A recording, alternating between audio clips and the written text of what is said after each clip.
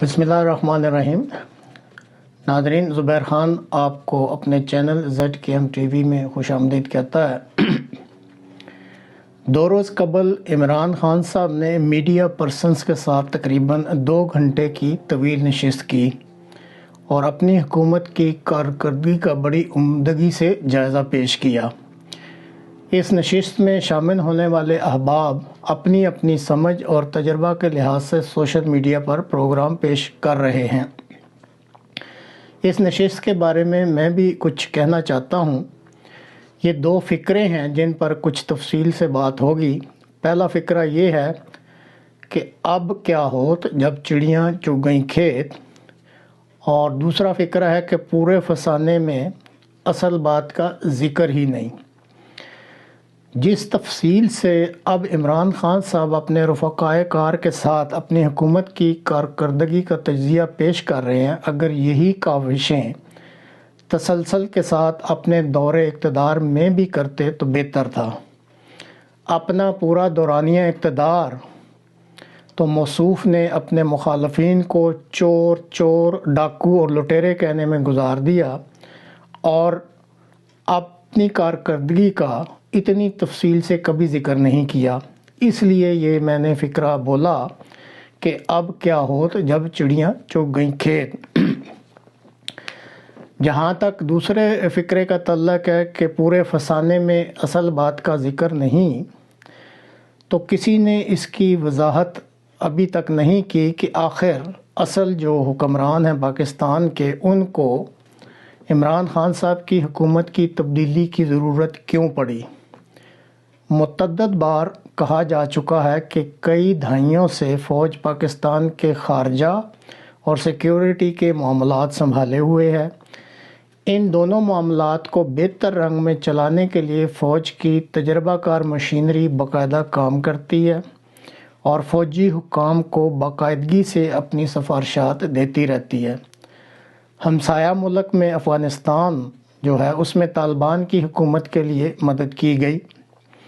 بعد ازاں معاملات پاکستان کے کنٹرول سے باہر ہو گئے اور طالبان نے تحریک طالبان پاکستان جو کہ TTP کہلاتی ہے، اس کو اپنے پروں کے نیچے لے لیا۔ اب TTP کے ساتھ جھڑپوں میں اگست 2021 سے لے کر مارچ 2022 تک 119 فوجی اور سینکڑوں سویلین مارے جا چکے ہیں۔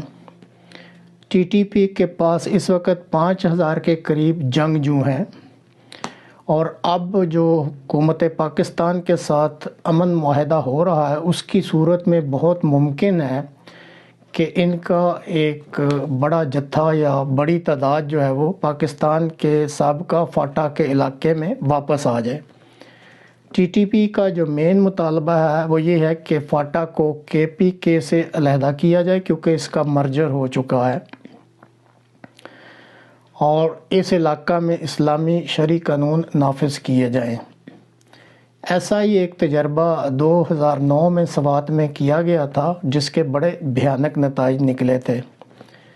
اب چین کا بھی مطالبہ ہے کہ پاکستانی حکومت TTP کے ساتھ امن معاہدہ کرے تاکہ اس کے جو کارکنان اکنامک کوریڈور میں پاکستان میں آ کر کام کرتے ہیں ان پر حملے بند ہوں، اور چین نے اپنے ملک میں کسی قسم کی بھی مداخلت کو بند کرنے کے لیے طالبان کے ساتھ معاہدہ کر رکھا ہے، کیونکہ ان کو ایک تنظیم ہے ETIM، تو ان پہ جو طالبان کے ساتھ معاہدہ کیا گیا، اس میں طالبان نے چین کے ساتھ یہ وعدہ کیا ہے کہ اس کی سرزمین کو ETIM چین میں حملوں کے لیے استعمال نہیں کرے گی۔ اسی طرح جو چین ہے وہ طالبان کو یہ اختیار دیتا ہے کہ ان کو اپنی مرضی کے مطابق حکومت کرنے دی جائے۔ جہاں تک امریکہ کا تعلق ہے تو وہ طالبان کی حکومت کے بارے میں مختلف نقطہ نظر رکھتا ہے۔ امریکہ کے مطابق طالبان پر نظر رکھنے کی ضرورت ہے تاکہ وہاں پھر کبھی دہشت گرد تنظیمیں سر نہ اٹھا سکیں، مثلاً IS خراسان وغیرہ، اور وہاں سے دوسرے ملکوں میں دہشت گردی کی کارروائی نہ کی جائے۔ اپنی اس پالیسی کے تحت اب بھی امریکہ یہ سمجھتا ہے کہ پاکستان ہی اس خطہ میں اس کی مدد کر سکتا ہے، اور اسی کے لیے وہ پاکستان سے تعاون مانگتا رہتا ہے۔ اب پاکستان کے جو فوجی حکام ہیں، امریکہ کی اس پالیسی کے بارے میں جو وہ فوجی حکام اپنا تجزیہ کرتے ہیں، یا جو ان کے پاس اطلاعات ہوتی ہیں، یا جو ان کا ماضی کا تجربہ ہے، ان کی روشنی میں وہ امریکہ کی اس پالیسی کے بارے میں اور وہ جو تعاون پاکستان سے مانگتے ہیں ایک نرم گوشہ رکھتے ہیں۔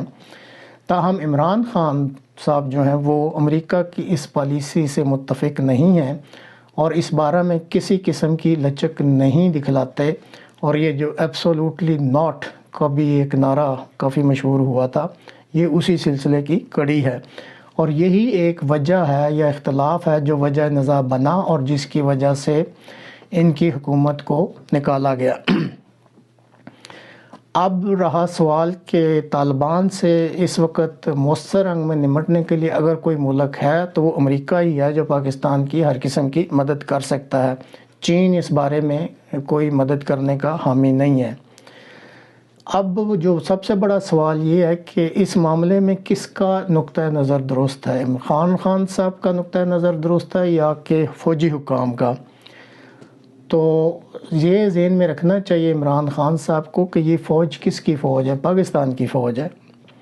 عرصہ دراز سے یہ ملک کے لیے قربانیاں دے رہی ہے، سلامتی کی ضامن ہے، اور ملک کو صحیح حالت میں رکھنے کے لیے اپنا پورا جو ہے وہ کردار ادا کرتی ہے اور کر رہی ہے، اور اپنے فرائض بڑی عمدگی سے سر انجام دے رہی ہے۔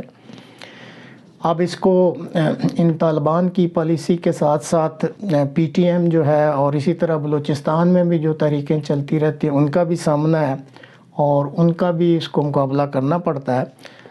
تو یہ جو ایسے معاملات ہیں ان میں بجائے کہ اختلاف پیدا کیا جائے اور وجہ نزاع بنائی جائے، کیوں نہ عمران خان صاحب بھی ان کے ساتھ بیٹھیں، کچھ لچک دکھائیں، اور دونوں جو سٹیک ہولڈرز ہیں وہ کوئی افہام و تفہیم کا راستہ نکالیں، اور ایک پیج پر جیسے شروع میں تھے اگر دوبارہ آ جائیں تو یقین جانیں یہ ملک جو ہے یہ بہت ترقی بھی کر سکتا ہے، اور یہاں امن و امان بھی قائم ہو سکتا ہے۔